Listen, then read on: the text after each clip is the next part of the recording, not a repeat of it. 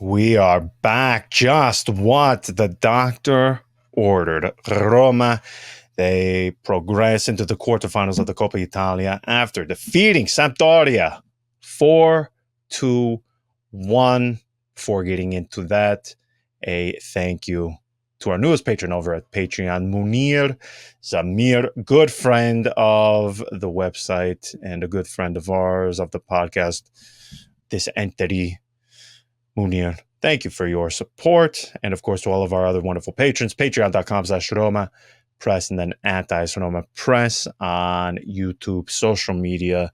You know all of the channels by now, so I don't know why I do the same repetitive introduction, but it is a reflex. So if I change it now, I don't know what I would do with myself because I would lose my head more than being subjected to AS Roma this season, Andy. However, if you want to talk about a nice antibiotic as a means of getting the very, very gross feeling that we all felt at the weekend when Roma fell 2-0 to Como, defeating Sampdoria in the Coppa Italia in the middle of December, just before a holiday, and doing so handily, and doing so with Dovbyk scoring twice.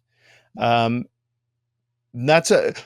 in terms of bounce back performances and results, this is about as good as we could get. Now, to what extent we should be ecstatic, or even perhaps ecstatic is being too generous. Content, perhaps. We can debate that. But given this season, there is absolutely no way I'm going to take tonight for granted. I think this is something, given what you saw from Dovbyk, given what you saw from really most of the team, there were not very many poor performances. They needed this. It's a Serie B side, so again, are we going to pop champagne? Of course not, but this is still a team that even last season with Jose Mourinho, while yes, things were going not terrific at the moment, they were nearly ousted by Cremonese. So let's not get overexcited, but let's not just sweep this aside. I forgot that. I had actually forgotten about Cremonese. That's unbelievable. It's quite. I believe in the 70th minute. No, I mean they pulled it out so late. I don't remember, but yes, it's true. But it's really that late period of Mourinho was unbelievable. After the Napoli win, which I think coincided more or less with the holidays, that was grim. Roma tonight, let me preface this that recording at this time of day, so almost 11:30 over here, it's not great. Doesn't feel great no matter what the result is. I can't, John. I can't be sitting here and trying to make this into an exciting show, because Roma did what they were supposed to do, what they have always been asked to do on these occasions in the Coppa Italia. And obviously, okay, sure, on many such occasions they fell short. I mean, John, remember Spezia so many times. Who else did we play? Cesena in the past. Who else did we play? We played Torino. Remember? Sampdoria shit on the parade of Roma just some years ago, right around this time. I don't know. I think it was still before Christmas, in fact, because they won at Bergamo. We were flying high. That was 2021. Yeah. Yeah, right before the holiday, just bam. Yeah. So listen, it's a no. I'm Fabio Borini tonight. Yeah, he's still there. Wow. Tonight, listen. Tonight, we finally, we get some important news with regards to Dovbyk back on the score sheet, 2 goals, great. Yes. Baldanzi, who was gone AWOL with Claudio Ranieri in charge tonight, he took this opportunity, put himself out there on display for everyone to see him, scored. Great. Matthias Sule gets the crossbar. That was unlucky because that was a hell of a shot. Yes. Sule is quickly turning into one of those players that just whatever he does, he draws bad luck upon himself. It seems like he can't get out of this slump that he's in. Even when he gets that kind of shot off, it just doesn't go in by pure bad luck. There's no other No. explanation for that. So I mean, Shomurodov sighting. You speak of guys going Shomurodov MIA. sighting. How about him just reappearing and scoring? Muradov They sighting did that first again. first ball that he touches, goal. So obviously tonight there is plenty to talk about the various miracles. We were dealing with Mats Hummels, Cristante, Manu Kone, Mancini being out.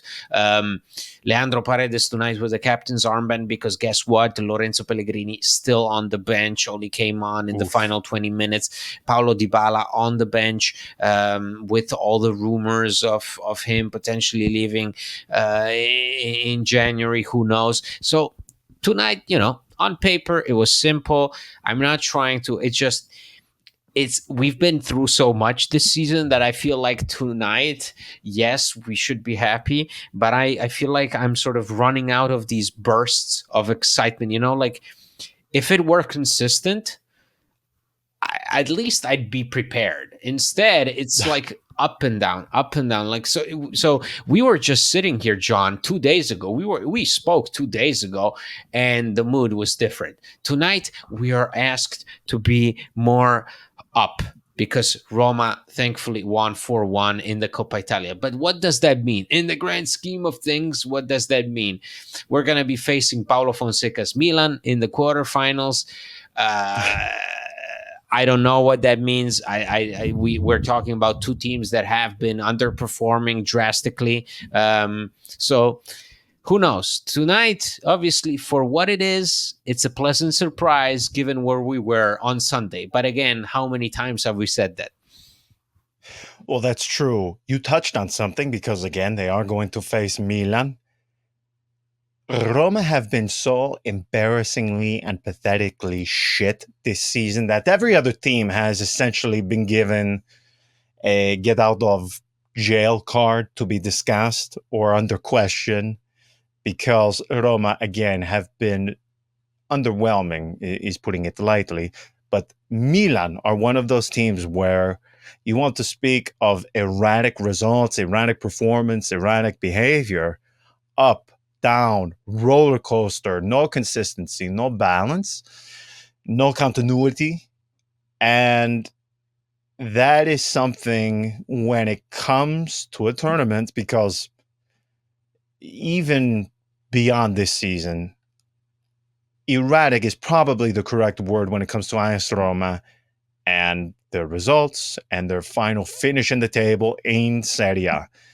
I mean, we are getting close. Okay, I think we will probably reach the full decade mark of no Champions League, and that is a very clear indication that the team cannot sustain. They cannot find balance. They lack continuity when it comes to a tournament, though, such as the Coppa Italia. That doesn't necessarily matter sometimes. If you look at Roma in the Europa League, Conference League, this is often and has been the sort of redeeming quality of this Roma, where, when it comes to 38 matches over a season, when it comes to the marathon of a full campaign, they don't have it. But my goodness, when it comes to that short burst of light that is required to grab something of worth from a season, they are able to do that. So I will give them credit in that regard. We could speak of the mental and the character flaws that really requires to be able to do something so drastically different in a competition that does not really require something long term. I'll save that for another day, maybe this summer.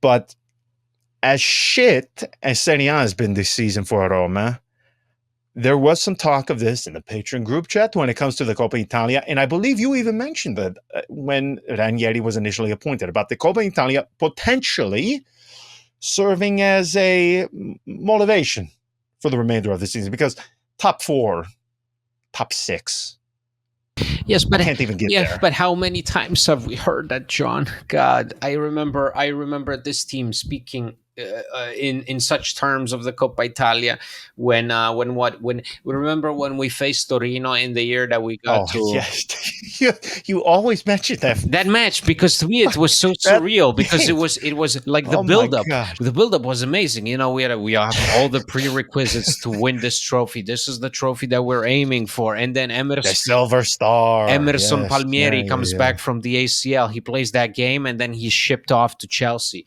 That's all I remember. But I just remember that so many times Roma have said these things about the Coppa Italia. And guess what? The last time we actually competed for the Coppa Italia was over a decade ago. Oof, that's true. But I wonder if, in a way, because I don't think any of us are having a serious discussion of finishing top 6, top 7, top 8, whatever you pick out the number that you prefer to feel semi decent about for this season. I don't think any of us are under any illusion that Roma are worthy of that being even in the discussion at this point. I mean, we're 2 points above relegation right now. We need to learn to walk before we run. I understand that. There's no reason to get ahead of ourselves. I said this in my post-match reaction at the weekend to Como. If you look at the table, Roma in Serie A, where do they sit right now, Andy? In the Serie A table, Roma sit what? They sit currently 16th. number 12. Oh, okay, there you So go. 12 technically, okay, on 16 points. So that means below them, 12th in the table, there are 8 teams behind them who are lower in the table. Do not, of those 8 teams, don't look at the results that Roma have had this season against them. I am sorry, but I'm going to take every result in either the Coppa Italia and what is remaining of the Europa League, although I think that time is probably the amount of time is dwindling down. Yes, Roma are still technically in a playoff position, but nobody, absolutely nobody, is of the opinion. You know what this team needs? You know what this team needs? 2 more matches. 2 more matches.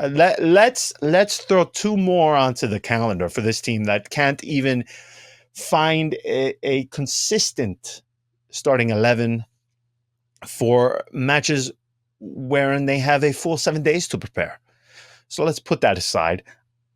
I am going all in this season on the Coppa Italia, and I know even uttering those words mean I'm going to be on here weeping in probably just a few weeks when they face Milan. Having said that, I look at the table and I think to myself, my gosh, are we really in such an awkward position where we have a team that they go to a Europa League semifinal?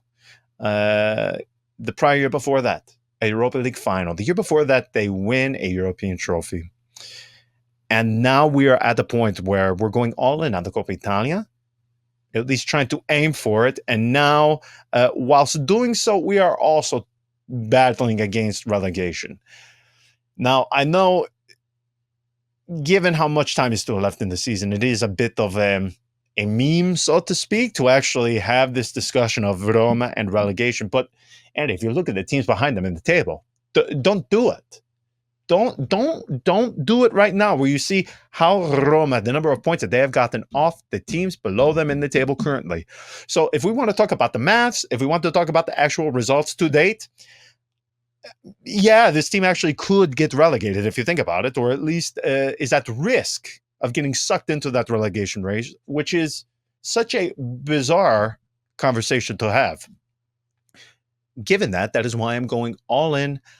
I am bought in on the Coppa Italia. I don't know if No, Roma would actually lower themselves You're giving me you're doing that look and that face of exasperation. No, because Don't you want the silver I star? know. Don't I you want listen, John. do you think that hold on, would they lower themselves to actually add that to the crest? They would. Right now, they're I guarantee you they would. they're I they're so guarantee desperate, you they would. John. They're desperate. Guarantee it. They're scrambling. No, of course. Listen, these are we always. But you see what happens to us. We are sick. We're demented. We're we're insane. Every year we are driven to pure madness. We're driven to pure speculation. We're driven to situations where we have to talk about all these ambitions and dreams. And then Roma go out, they play one shit game, and then you're out of Europa League, of Serie A, of out. That's how it works. You always sort of build yourself up. You always give yourself all these. Okay, well, if the season in Serie A is going to hell, then we can shift our attention and move on to better things, such as the Coppa Italia. And then next thing you know, Roma go up against Milan and they get blown out. I think this season I know that on the previous episode I joked that in case I go on this pilgrimage, everything will go fine, because the last time I did, Roma won the Conference League. Maybe there is something to that, but honestly, this season, if this season did something to me, was to be very, very realistic about this team. This team has given me nothing to believe in for a reason. Okay, it's not by chance that they are who they are right now. They are who they are right now because they've been shit. That's the bottom line. Things haven't worked out. They didn't get it together early enough, and now they are scrambling. They're looking for answers every week. It's a fight to the death every week. It feels like the water is rising up to your neck, right? You get two positive results, and then you go up against Como, eh, and back down into the water you go, sinking deeper and deeper, right? And tonight, what should be a normal Coppa Italia match is not, because the whole crowd is waiting for you to react. Roma drive themselves insane. They drive us insane.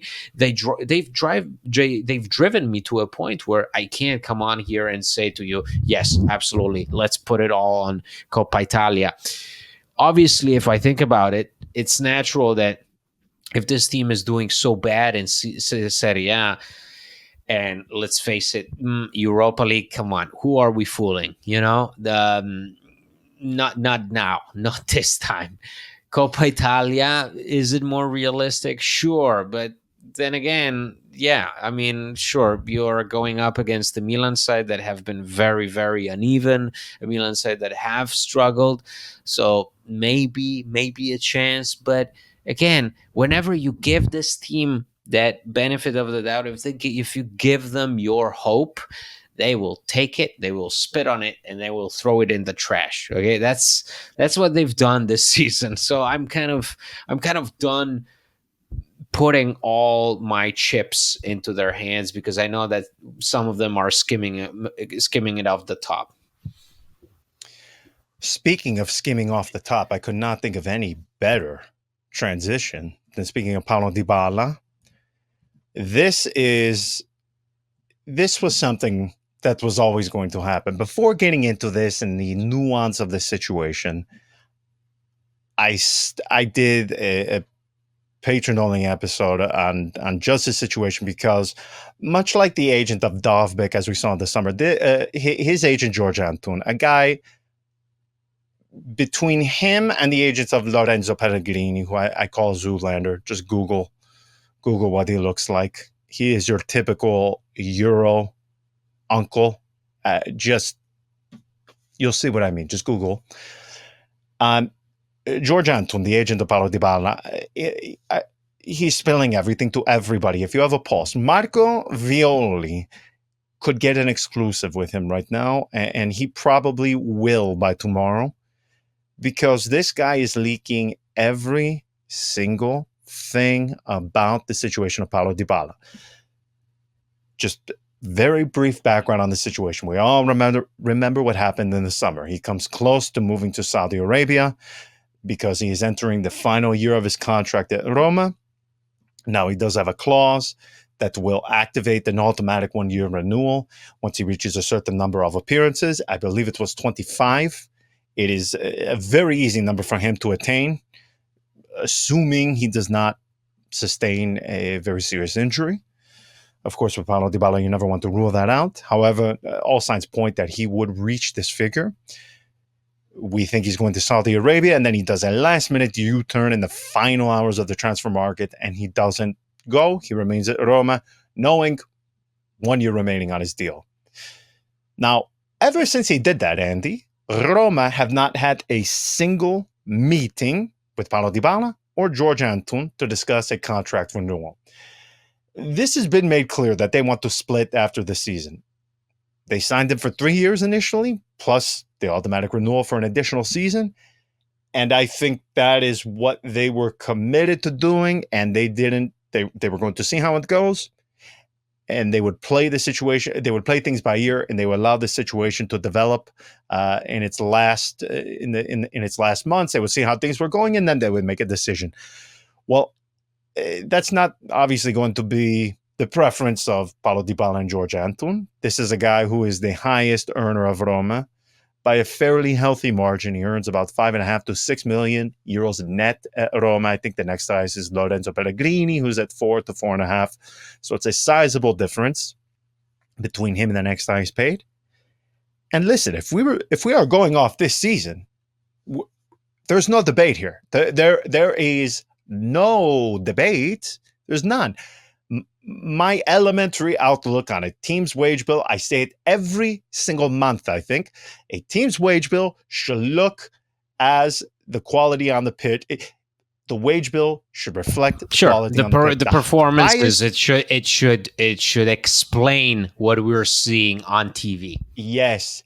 A relatively normal club. I'm not even saying completely normal, just somewhat normal club. The highest earners are their most important and highest quality players. And then at the bottom, the lowest earners are the ones they rely on the least, or the younger players. That is such an easy way to look at it. Most normal clubs, that's how it works. Roma, I could not tell you when, even in my lifetime, that has been the case. Maybe you would have to travel back all the way to the early 2000s to find something that would look relatively normal in terms of a wage bill versus what you see on the pitch. Since Pallotta certainly didn't happen under him. And then under the Friedkins, it has been very rare. I don't think it has happened really at all. You have this just wage bill of like things thrown against the wall. We'll pay you this, we'll pay him that, him that. I mean, if you look at it, it is quite depressing, frankly, to look at some of the guys. It's taken. Roma have made a huge improvement compared. Oh, they have. Let's not. Yes. This is nothing compared to last year when you were looking at Chris Smalling and you were like, how much is he making? Wait, how much is he playing? Oh, he's not playing at all. Okay, cool. Yes. A few years ago when you had Ante Čorić on your wage bill for some reason, R.I.P. Yeah, R.I.P. I don't think he has a footballing career anymore. I think what club is he? I don't think he's got a career anymore. Let's remember his best friend Bianda. Bianda, I think he may have a career in like third tier French division or something. But Ante Čorić has to be like 26 or 27 right now. So yeah, the time's a bitch. It really is. So my point being that, as tragic as that is, getting back to Paulo Dybala, the situation with him, I think since the summer, it was pretty evident that Roma realized that they had more to gain from him leaving in terms not only financially, but just also here you have a player who's 31. Okay, costs a lot. When he's on top of the world, he's a magician. When he's not and he's out, it's a problem because he inherently makes the team about himself, and we saw what happens when the team is not about him under Ivan Juric. When Ivan Juric was here and he put Paulo Dybala in a position where he had to perform as a regular player, tasked with a very specific number of defensive duties, we saw that Paulo Dybala was just depressed and useless on the pitch. Let's face it, he was useless. So I think the management definitely in the summer were like, okay, there is this chance. Okay, maybe this is our opportunity. And I think that in the end, this decision, like all kinds of decisions, where there is a bit of,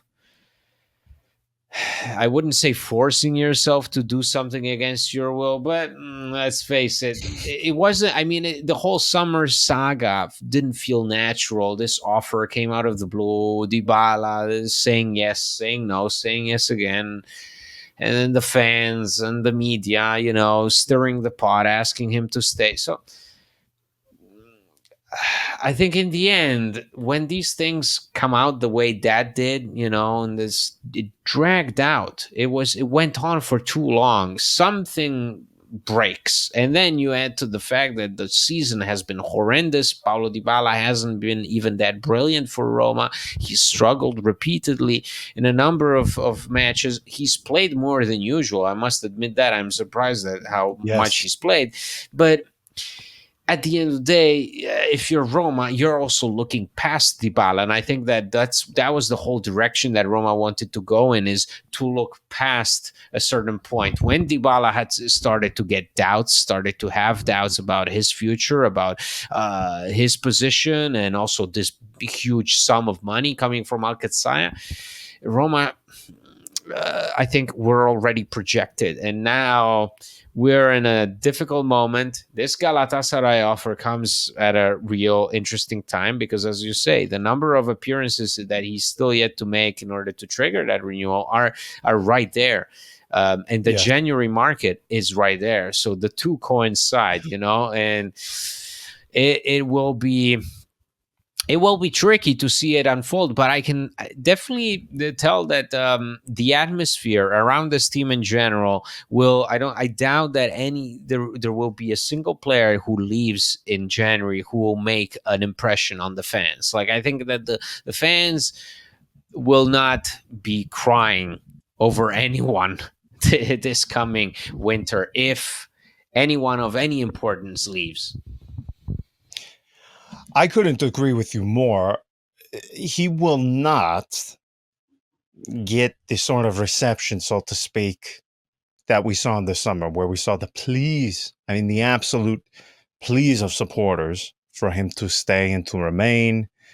Because obviously in the summer, like most people, all of us, we had such a, I won't say exorbitant outlook on the season, but I think certainly we thought battling for top four. I believe he has 3 goals in all competitions this season, Andy. And given what the guy makes, it is difficult for me to see where the benefit is for Roma to keep him beyond this season. Now, if you look at things from his perspective, first off, his agent and he has a business partner, Carlos Novel, who was in Turkey in recent days. I mean, they should. It's criminal. It's malpractice what these guys have done to Paulo Dybala from a contractual point of view. If we want to go back in time, and I mentioned this on the Patreon episode I did, in December 2021, they had a concrete offer and agreement in place with Juve for Paulo Dybala to renew, I believe, either in 2025 or 2026 for 10 million euros net. It included bonus, but 10 millions net per season. Well, we saw what happened to Juve. The stuff hits the proverbial fan. There's upheaval at the club, and then just a couple of months later, they come back to him and they say, yeah, you know that agreement we had? Nah. Here's our new offer, a third. And he just rolled over and took it. I still have messages from him back then. It was embarrassing. And then, do we remember the summer before the summer that Roma did sign Paulo Dybala, Andy, they didn't sign him until the very late portion of the window. He went the entire summer Yeah. without a single club Yeah. coming to him with a concrete. Aside from something with Inter, but that was much earlier Yes, on, and then complete silence. yes, um, but nowhere near. Inter did not offer to him the wages or the contractual terms in terms of length of contract that Roma did. So for that guy to go to have an agreement with Juve, the 10 million, the offer goes down to like 3. He says no. So he leaves, he comes to Roma, and then he goes an entire summer without getting anything concrete except from Inter, but it is barely above the offer of Juve. It is malpractice what this guy has done with Paulo Dybala. And part of me wants to feel bad, but then the other side of me thinks, well, this guy clearly has made it known he is an incompetent. And he is an incompetent of the highest order. I mean, in this world of football, you have some of the dregs of society making their way into influential roles. You do not, just let me reiterate this part of it. You do not have to be bright or very talented to reach some of the upper echelons of the footballing world. I mean, some of these guys are certifiable morons. George Anton is a moron. I mean, Andy, Oh he's my leaking God. everything to What have we everybody. I have done? 11 unread No, messages no, from him. I understand. Every detail, every I just want to make talking of sure meetings. I'm not getting sued. It's John. No, John's no, no, asking. no, no. I'm saying I don't believe he speaks English, so inconsequential what I say on here. It is malpractice what his agent has done to him. So part of me feels bad for him in that aspect. But again, it's also made clear that this guy has been woefully, woefully underwhelming as a professional for a number of years. And the fact that Paulo Dybala remained with him after that debacle of a situation with Juve, clearly there's something going on there. But his task is very clear, okay?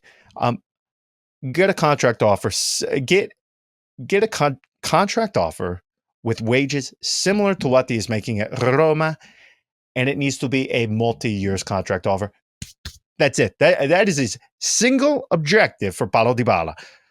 So I think he will leave in January. Oh, really? There's That's that. I mean, I do. I I do do. think that from Roma's perspective, they will also. I mean, right now Roma are not saying anything. Everybody's saying that everything is coming from Dybala's camp. The Roma are not It hinting is. at anything, but I do think that Roma will push. Roma will push to get something done because they just can't take the chance for Dybala to renew. They No. can't take the chance to spend so much money on a player that has on 2 occasions already been practically out of the team's plans. Let's face it, in the summer again, that perhaps that emotional decision was a mistake in the making. Maybe that should have Yes. hinted at the season that was to come, that confusion behind everything that led up to the point where Dybala was like, I'm doing a U-turn, I'm staying. Something felt completely off in a certain respect, that it felt too big of a saga. It had dragged on for far too long. I think so many things went wrong. I definitely think that whole episode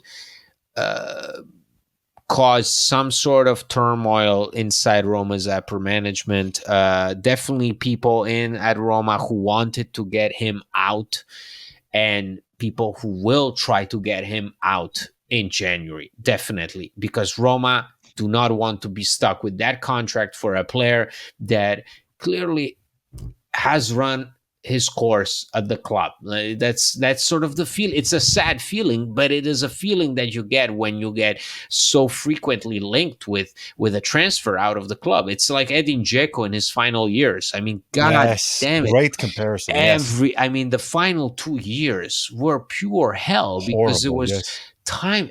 Every few months, it was somewhere else. He was he's almost joining Juve, and then he's almost going to Turkey, and then he's almost going to Juve again. And Jesus Christ, that's so. Honestly, and I again, this season, if something if it has done anything to me, is sort of be very, very dry about this team. As in, you want to leave, fine. Not gonna keep you. I'm not gonna cry over you. Let's move on. I couldn't agree more. From the camp of Dybala, I'm just going. First off, I am under an obligation to say Roma have told to us they have not opened a negotiation regarding Paulo Dybala with any club. So putting that is directly from them, obviously. From the camp of Dybala, I think they were taken aback. I don't know why. But if you ask them, they were taken aback that Roma did not open a negotiation for a contract renewal once he decided to stay. I don't know what illusion they were under to think Roma would be open to that, because even when we had these very high hopes for the season, there was this discussion of, wow, Paulo Dybala makes a lot. He's in his final season. He's 31 years of age. What are we going to do? There is nothing new. Those discussions were had prior to his decision to stay. So why they're not just going to magically disappear because he decided to remain. So if you ask them, they will say they were quite surprised at the approach of Roma. Again, I don't know why they would be. But Andy, again, this was always going to happen. This situation was either going to come just before the summer in March, or maybe even a bit earlier than that, given this automatic renewal. I'm surprised we had to wait until the middle of December for this thing really to kick off about his future. But this is a very simple solution. Like, he has not been worth it at all this season. Again, 3 goals, playing a lot, but there's just something. I think you are absolutely right. Something broke between Dybala and the club after that whole debacle in the summer, and I'm sure we'll get more details on it. Maybe it is this thing about the renewal. Maybe he was taken aback and somewhat insulted that Roma weren't willing to give to him a new contract. I don't know. Yeah, definitely. Again, from the player's perspective, you have to feel a bit cut out, a bit demoralized that maybe exactly like the club didn't push enough in one way or another. I think it's sort of like us fans. We've been given this spectacle of mediocrity, and perhaps Paulo Dybala also kind of feels in no man's land, just like us, and just like everything about this season, about this past year and a half, where everything was done so half-assedly, that now that the January market is here, maybe it's just the correct thing to do, to part ways, move on, and see who can come out on the better end of this deal. Having said that, Parma, I already see Yes, yeah, come on, yeah, thing. preview. Let's end this on a high note. Yeah, come on, give us the insight. Parma are One not of your favorite places of the country, no? listen. Parma are pretty good this season, I must say. So I'm Yes. this is far from a given match. If we don't put if we put the same kind of intensity that we put against Como, we're gonna get our asses kicked by Parma, because really they've been quite impressive. They have a number of interesting players that are coming up through the ranks. Some of them are already being linked with Roma and other clubs like Del Prato, Of course. guys who are always getting linked, and then they will never come because a team like Parma, in order to let Del Prato, their captain, go in January, would probably ask for something like 20 million minimum, given the season that he's having. So let's forget about that. But this definitely is a match where you have to respond. Still, like tonight's game against Sampdoria, Coppa Italia, it's a whole different story. This is not a response to Como. The game against Parma is a response to Como, because if you walk out there playing with that same lack of purpose that you played with against Como, it's just call it quits. Tell us in advance so we can just move on to the new year, and we can we can start to think about other stuff than this, because tonight you don't respond to Como. Tonight you start your Coppa Italia campaign in a dignified manner. Parma, whole other beast. You gotta get it right. You just gotta get it right. That's all. It's as simple as that. It's really, this season has really been about the basics. Roma have got them most of the time wrong. It's time to start getting them right. That's it. I'm sorry if my speech is slurred, if I'm slow on the turn, but it's almost midnight. I'm here talking about Parma. I really don't know what we can say besides that Roma need to win. That's it. That's all they've needed to be doing Win, all season yes. long. Yes, and no Porgino of Cancellieri. You know, when it comes to him, where I am going to go. My wife is just within earshot, so I'm not going to even mention Mama Cancellieri. When you look at his goodbye,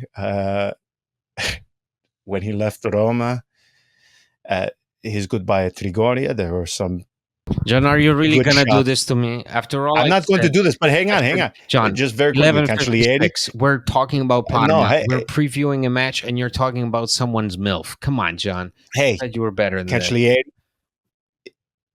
You know the Porgino is in the works when it is a youth player who I don't think he made a single appearance for the Roma senior team. And we only know him for one thing, yeah? Champions League, getting pushed over by somebody from Shakhtar. I forget who. But just the fact that his primary contribution was as a ball boy getting pushed over by an opponent, that is one of the spiciest ingredients needed for the Borghino. So expect it. Expect it. Let's leave it there. Parma, we will be back after that match. So until next time, everyone, ciao.